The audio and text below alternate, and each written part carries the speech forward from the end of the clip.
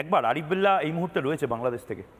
আরিফ বিল্লাহ, আমি জানি না বাংলাদেশ কি করবে, কিন্তু আপনারা শুনতে পাচ্ছেন? আরিফ বিল্লাহ শুনতে পাচ্ছেন তো? জি, শুনতে পাচ্ছি।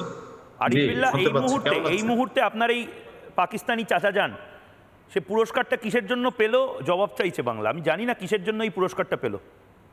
পেহেলগাঁও সন্ত্রাস হামলার জন্য, এতগুলো যুদ্ধ হারার জন্য, এতগুলো এয়ারবেস নষ্ট হওয়ার জন্য, কিসের জন্য পুরস্কারটা পেল? এই পুরস্কারটা পেয়েছে ভারতকে চরমভাবে পেদানি দেওয়ার জন্য। যে পেদানিকে ভারত কিসের জন্য মধ্যপ্রাচ্যের কাছে শরণাপন্ন হয়েছে। আরিফ বিল্লাহ, আপনার, আমি তো পিসিআর কে বলবো, আমার ধারণা আরিফ বিল্লাহর ডেজিগনেশনটা ভুল যাচ্ছে। আরিফ বিল্লাহর পরিচয়টা বোধহয় ভুল যাচ্ছে। আরিফ বিল্লাহর ডেজিগনেশন লেখা উচিত কার্টুন।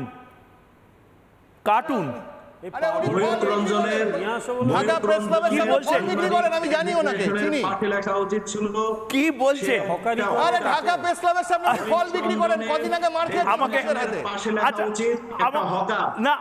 সব করবো, সব ঠিক আছে, হকারি করবো, গোটা বাংলাদেশটাকেই বিক্রি করে দেবো।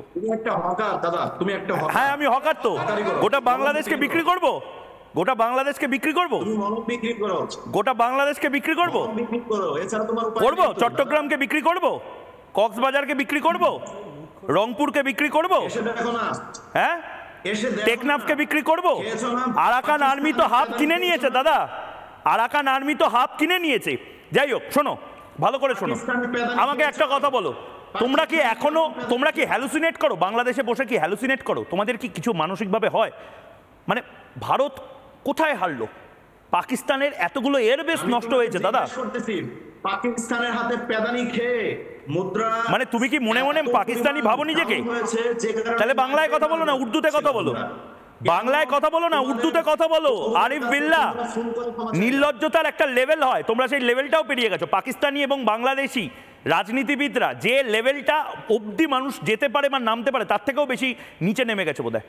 মানে যে পাকিস্তানিরা তোমাদের সাথে 71 সালে পাকিস্তানিরা তোমাদের মা, বোন, দাদু, ঠাকুমার সাথে যে কাজ করেছিল, তারপরে তোমরা যেই পাকিস্তান দালালিটা করো, আমার তো লজ্জা লাগছে। কিসের পাকিস্তান প্রেম তোমার? তো কি দেয় পাকিস্তান? কি দেয়? তোমার দাড়ির ক্রিমটা কিনে দেয় পাকিস্তান, চুলের জেলটা কিনে দেয়, চিরুনি দেয়, ক্রিম দেয়, ডিম দেয়, আলু দেয়, কি দেয় পাকিস্তান? ভাই, এত পাকিস্তান করো কেন? ওই দেখো, তোমার খুব কষ্ট লাগবে। আমার কষ্ট না, আমার দুঃখ লাগছে। 71 সালে যে দেশটা তৈরি করার জন্য field marshal Sam Manekshaw field marshal হয়েছিলেন, তার পাশের দেশটা। আচ্ছা, আমাকে একটা কথা বলো আরিফ বিল্লাহ, পেহেলগাঁও সন্ত্রাস হামলার নিন্দা করো তো তুমি? সেখানে তো তোমরা নাটক সাজিয়েছি, তোমরা আগে গিয়ে সেখানে নাটক সাজিয়ে তারপর যখন দেখছো পারতেছো না, তখন ডোনাল্ড ট্রাম্পের কাছে ক্ষমা চাইতে গেছো যে প্রভু আমাদেরকে বাঁচান। তখন তোমাদের প্রভু, মুক্তিযুদ্ধটাও নাটক ছিল। রক্তিম দাস বলছেন মুক্তিযুদ্ধটাও কি নাটক ছিল? তোমরা বেঁচে গেছো, না হলে তো তোমরা মা বোনদের ধর্ষণ করাটাও নাটক ছিল। রক্তিম বাবু পাগল হয়ে গেছেন। হ্যাঁ, পাগল হয়ে গেছো তুমি, পাকিস্তান সেনাবাহিনীর সন্তান, ওই জন্য। আচ্ছা, সবাই পাগল হয়ে গেছে। শুধু আমি একটা ছবি দেখাতে চাই, আমি পিসিআর কে বলবো, আমার ব্যক্তিগত ধারণা, বাংলাদেশের যারা এই আসিম মুনির, ও চাচা যান, আসিম মুনির তো তোমার চাচা যান হয় এই? আরে ঠিক আছে, আমি বলছি তো বাংলাদেশকে বেঁচে দেবো, এই এত লাফালাফি করো না। চট্টগ্রাম, রংপুর, কক্সবাজার, কোনটা চাই? চট্টগ্রাম চাই, রংপুর চাই, কক্সবাজার চাই? আরাকান সেনা 50 কিলোমিটার ভেতরে ঢুকে গেছে, চাই বলো না? শান্ত হয়ে বসো। আমি পিসিআর কে বলবো এই আসিম মুনির ফিল্ড মার্শাল কেন হলো, তার মধ্যে একটা কারণ হতে পারে এই রাজৌরিতে বেছে এই বাংলাদেশিরা তো দেখা উচিত, বেছে কাকে বলা হয় প্রিসিশন স্ট্রাইক। এটা আমরা পশ্চিম দিকে করছি, আমরা পূর্ব দিককে সেফ রেখেছি, কিন্তু এই তিরিং বিরিং করছে যারা, ভালো করে দেখুন এই মুহূর্তে, এটাকে বলে প্রিসিশন স্ট্রাইক। এটা ভারতের মিসাইল এভাবে স্ট্রাইক করতে পারে। ফুল সাউন্ডে শুনবো।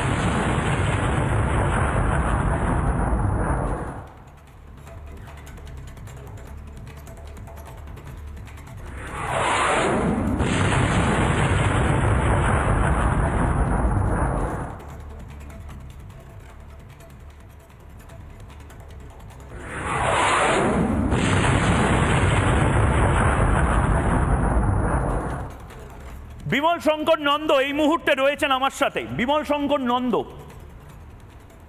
এই দেশটা নিয়ে আমাদের আর কোনো হোপ নেই, পাকিস্তান নিয়ে, কিন্তু আমি চিন্তা করছি বাংলাদেশটা নিয়ে। বাংলাদেশের এই রাজনীতিবিদদের আচরণটা দেখছেন, কথা বলা দেখছেন, একটু পরে বলছি। বাংলাদেশের সেলিব্রেশন শুরু হয়ে গেছে। নানা ধরনের কন্টেন্ট দেখার জন্য লাইক করুন, শেয়ার করুন আমাদের ফেসবুক পেজ, সাবস্ক্রাইব করুন আমাদের ইউটিউব চ্যানেল।